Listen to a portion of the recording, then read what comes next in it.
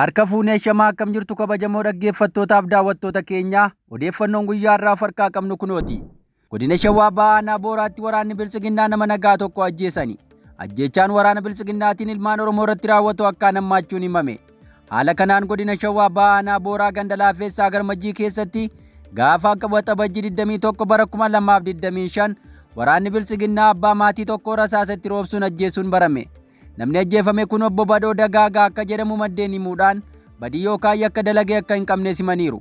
Ganduma kana gaafa waxabajjii 19 bara 2025 namoota nagaa 15 waraanni Biltsiginnaa kun qabuudhaan mooraa waraanaa Affaaree jedhamutti erga hidhanii dararaa turanii booda reebicha hamaa irratti raawwatameen namni tokko lubbuun darbuun himame. Namoota reebichaan miidhaman keessaa namni 3 du'aa fi jireenya gidduu akka jirus gabaasichi ibseera. Namoonni kunneenis Ayyaanoo Qumbii, Badoo Bobaa fi Waarii Raayyaa akka jedhaman maddeen odeeffannoo keenyaa himaniiru. Oduu itti aanuun Finfinneetti balaa tiraafikaa cimaa mudatee lubbuun namoota 9 darbe. Balaan tiraafikaa gaddisiisaa magaalaa guddoo biyyattii Finfinnee kutaa magaalaa Qaaqii Qaallittiitti mudateen daa'ima waggaa 3 dabalatee lubbuun namoota 9 darbuu Koomishiniin Poolisii magaalaa Finfinnee beeksiseera. Poolisii magaalaa Finfinneetti Daayiriktarri Kominikeeshinii Koomaandar Maarqos Taaddasaa akka jedhanitti Atoobisiin Paabliik Sarvisii Hayilee Gaarmentii gara Addabaabaayii Yuunistaatti imalaa ture.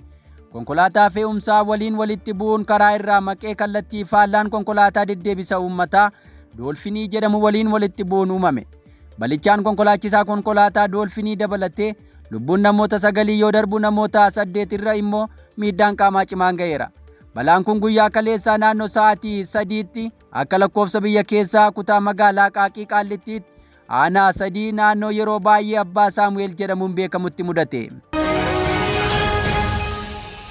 Oduu itti aanuun hariiroon uummata Tigraay fi Eertiraa akka cimuuf kan hojjetu TPLF ibse. Dura ta'aan paartii dhiyeenyaa kanaa boordii filannootiin seera qabeessummaan isaa haqame addi bilisummaa uummata Tigraay Dabratsiyoon Gabra Mikaa'el hariiroo uummattoota Tigraay fi Eertiraa gidduutti uumamaa jiru cimee akka itti fufuuf ni hojjennaa jedhan. Dabratsiyoonitti dabaluudhaan uummattoota ollaa biroo waliin hariiroon wal fakkaataan akka uumamuuf carraaqqii barbaachisaa ta'e akka goonu mirkaneessuu barbaannaa jedhan. Dura ta'aan Abbuut Dabratsiyoon Gabra Mikaa'el kan akka jedhan sirna yaadannoo wareegamtoota naannichaa waggaa 37ffaa magaalaa Haweezeen keessatti gaggeeffame irratti ergaa dabarsaniini.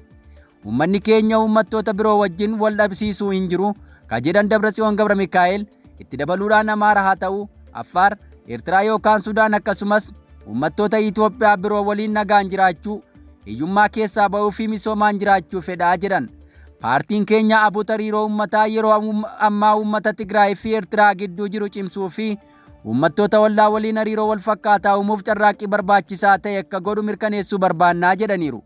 Gama biraatiin ammoo erga waraanni Tigraay jalqabee as waggoota 5 darbaniif gargar bahanii ka turan lammiileen Itoophiyaa fi Eertiraa ganda Zalaambassaa keessa jiran walitti deebi'uu isaanii BBC'n viidiyoodhaan deeggaruudhaan gabaaseera.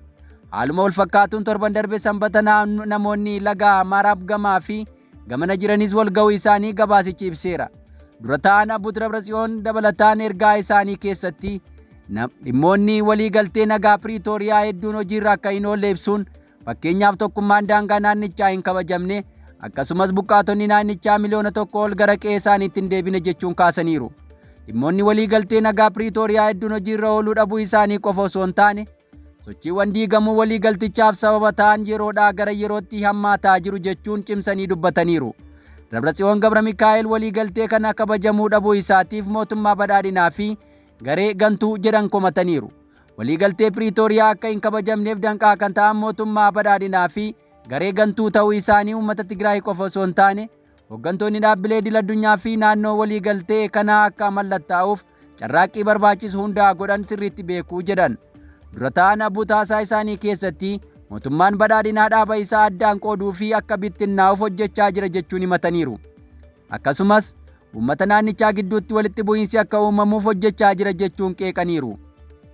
Hawaasni addunyaa, gamtaan Awurooppaa, gamtaan Afrikaa, Igaadii fi Ameerikaan waliigaltee nagaa Piriitooriyaa hojiirra oolchuuf gahee isaanii akka ba'an ammas waamicha goonaa jedhan. Haaluma wal fakkaatuun sirna yaadannoo kanaa irratti haasawaa akka taasisan pirezidaantii bulchiinsa yeroo naannoo Tigraay Leetinaantii Jeneraal Taaddasaa Warradaa ergaa dabarsaniin filannoon keenya inni jalqabaa nagaadha. Kanaan ala filannoon hafe dirqiin kan itti seennu malee fedhii keenya akka hin taane addunyaan hundi ni hubataa jedhan.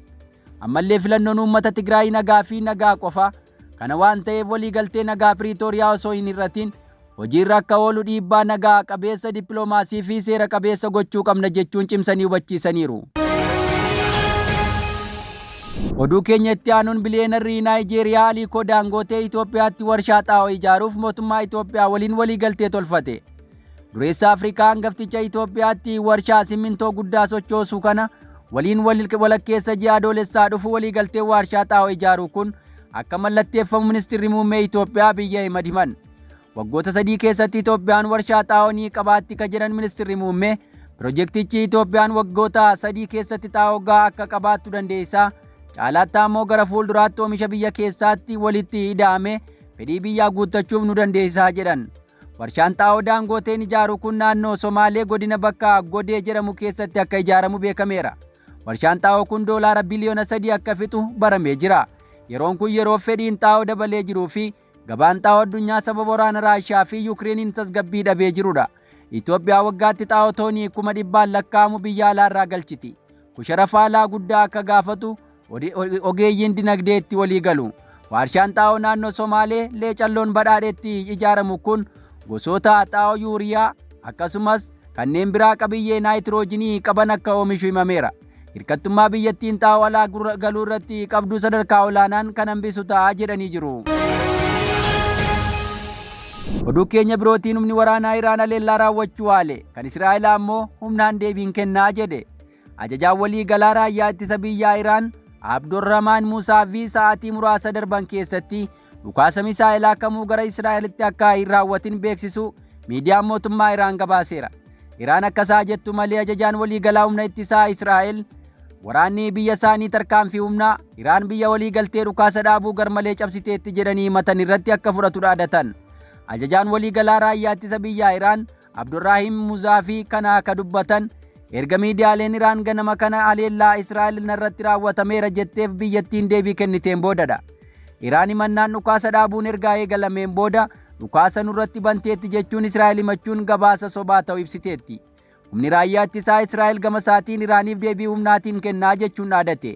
Eyeel Zaamir barreeffamaa IDF toora X irratti qoode wabeeffachuun sarbama dhukaasaa dhaabuu hamaa mootummaan Iraan raawwate ilaalchisee deebiin humnaa ni kennamaa jedhan. Akkuma yeroo gabaasaa jiruutti Israa'el misaa'ila Iraan irraa itti dhukaafame adda baaseera ka jetteetti miidiyaaleen mootummaa Iraan dhukaasa dhaabuu booda Israa'el irratti misaa'illi dhukaafamuu ilaalchisee himannaa dhiyaate haaleera. Egaa dhaggeeffattoota keenyaa odeeffannoon irra of harkaa qabnu kan gammaa dhaggeeffattan ture qophii keelloo hafe waliin turtii gaarii.